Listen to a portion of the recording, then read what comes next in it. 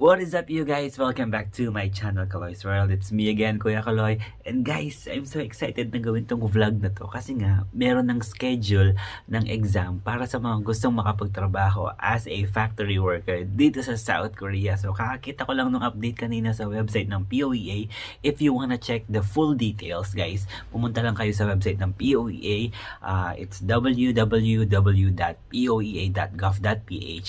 And for the meantime, guys, gagawa muna tayo ng vlog. Papakita ko lang sa inyo yung mga important parts nung update or nung announcement about the exam. So, ni-screenshot ko na kanina. Kaya ngayon, titignan natin yung mga important details. Okay, let's go.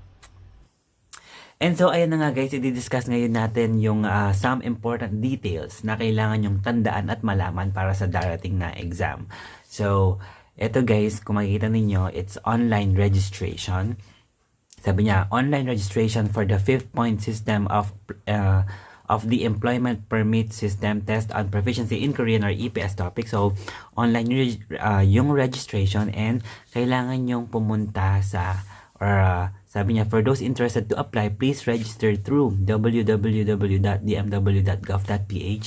So, pumunta kayo dyan and then ito yung mga importanteng details. Online registration shall be open to all interested applicants nationwide from June 8 to 10. Guys, tandaan nyo na yung date. June 8 to 10 from 8 a.m. to 5 p.m.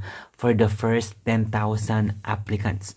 So guys, 10,000 lang yung makakapag-register. Kaya guys, sigurado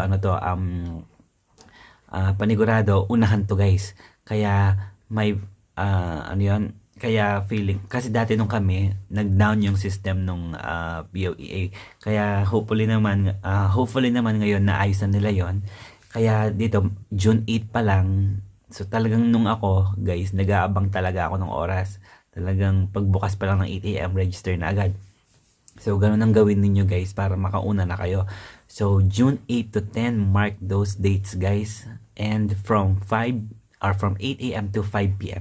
Tandaan nyo guys, 10,000 lang ang applicant. So, ang daming gustong makapag-exam ngayon. Ang daming naghihintay. Lalo na ngayon, pandemya or ng pandemic na to, talagang ang daming naghihintay nung schedule ng exam na to guys. Kaya huwag yun ang palalapasin. So, eto and then, sabi niya, EPS topic will be through computer-based test. So, CBT siya guys.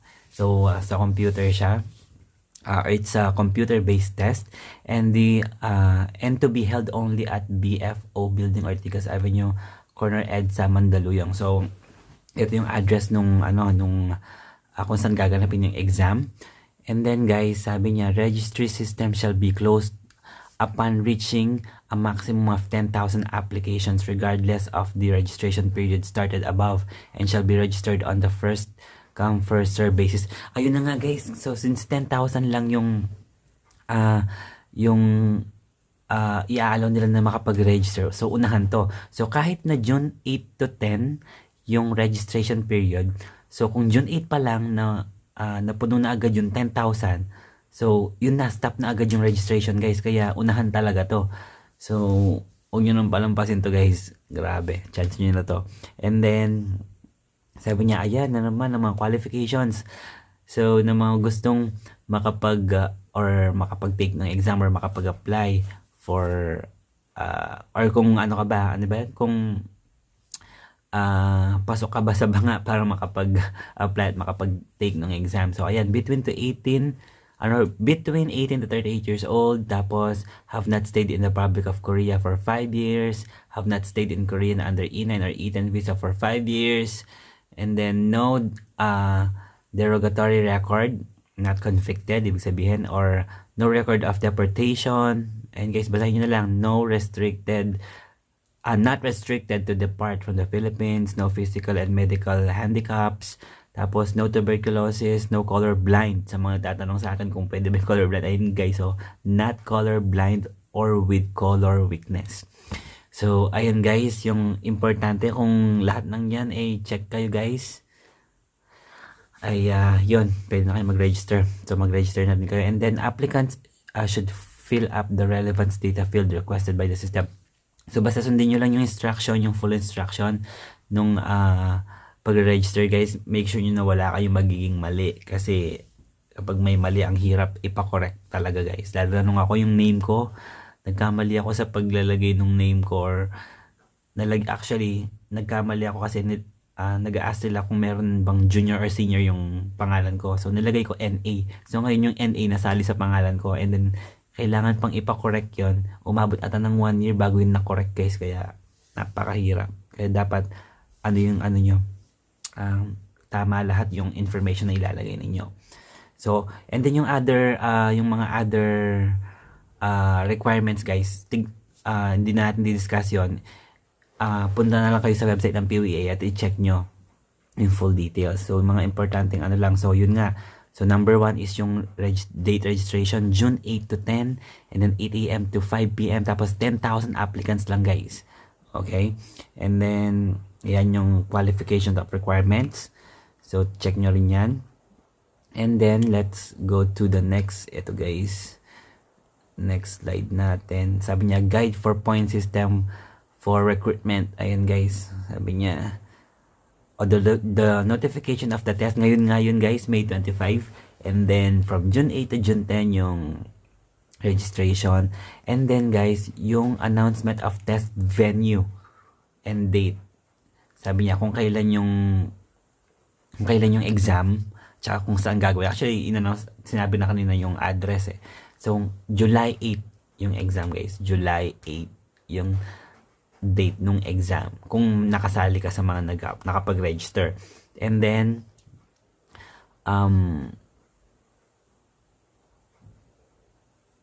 implementation of the test manufacturing July 26 to 27. I'm sorry. So yung July 8 pala guys, yung announcement nung test venue, yung test venue at saka kung kailan yung exam. So, yung exam naman, sabi niya, at sabi dito, ang gulo kasi. So, ang sabi pala dito, implementation of the test for manufacturing July 26 to 27. So, ito na pala yung date guys. So, July 26 to 27 and then announcement of test result October 7. So, kapag napa-register ka guys, nakasali ka dun sa 10K, yung exam ninyo is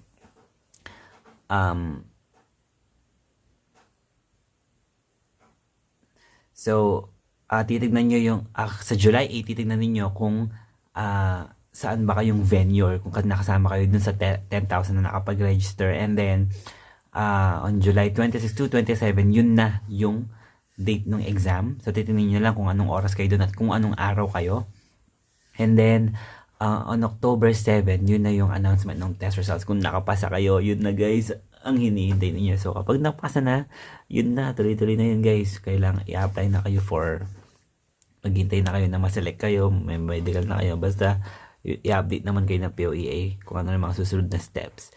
And then, so yung mga date guys na kailangan tandaan ha. Ayan. June 8 to 10 registration. Basta yung muna isipin nyo for now, yung registration, yung makapag-register kayo. Dahil kung hindi rin kayo makapag-register, hindi rin kayo makakapag-exam. So, next slide tayo. Ayun na naman yung mga qualifications, guys. Ulit-ulit nilang pinost. And then, sabi niya, guys, so 10,000 yung makapag-register. Tapos, sabi niya, the expected number of passers, guys, ayan, sabi, is 1,396 lang ang makakapasa out dun sa 10,000 na makapag-register for the exam. 1,396 lang guys. So, after the EPS topic first round and skill test second round, the number of people expected to be selected pass in order of high scores. So, ayan guys, 1,396 ang lang ang makakapasa. Kaya galingan nyo guys. And depende pa rin siguro yan sa hindi ko alam, basta alam ko pag minsan kasi nag-iiba-iba pa din guys, kahit na sinabi nilang ganito lang makapasa, pero pag minsan dinadagdagan pa rin nila. So let's hope na madagdagan pa sana yan. So ayan guys, and then next slide tayo.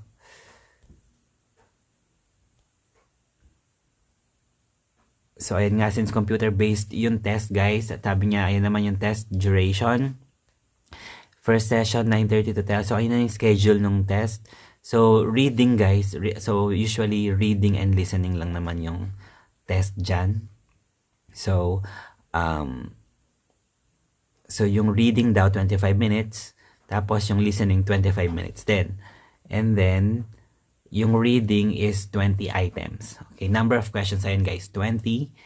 And then, number of question is 20, tapos 25 minutes. And then, sa listening ganun din, number of questions is 20, tapos 25 minutes din siya guys. So, total of 50 minutes.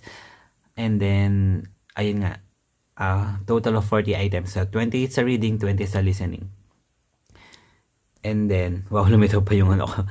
So, yun na nga guys. And then, yung mga, or yung test structures guys, yung multiple choice na question, and then, reading and listening test. Actually, yung reading and listening, magkasunod yun guys after nung, hindi ko alam kung reading ba yung mauna or listening. Basta after nung reading, listening na agad. Or kung mauna may listening, after nung listening, reading na agad. Kaya mabilis lang yun guys. So, and guys, so yun na nga ang mga importanteng details na kailangan yung tandaan at malaman. So basta mag-focus muna kayo ngayon sa date ng registration. Registration is on June 8 to 10 guys, from 8 a.m. to 5 p.m. So talagang kailangan abangan nyo to guys, kasi 10,000 applicants lang. Yung first 10,000 applicants lang yung makakapag-register. And hopefully sana hindi magkaroon ng problema sa system ng POEA, kasi nung time na nga namin nag-down yung system. Pero talagang abangan nyo na talaga to guys. And then, dun muna kayo mag-focus ngayon dun sa registration, kasi after na makapag-register, sunod-sunod naman na yung update ng POEA kung ano na yung next na gagawin ninyo. So, excited na ako guys, and excited ako, parang mag-exam din ako Hindi, kasi parang bumalik lang yung feeling ko nung nalaman ko na may registration at may exam na rin nung first time ko dito. So, yun guys, and sana lahat ng mga nanonood ng vlog or mga nagko-comments, at kahit yung hindi, sana palaran kayo at makarating kayo dito sa South Korea. And yun guys, sana God bless po sa lahat ng mag-take nung exam. So, yun, and guys, thank you so much for watching, and please don't forget to subscribe to my channel, Kaloy's World. Ingat po tayong lahat. Bye!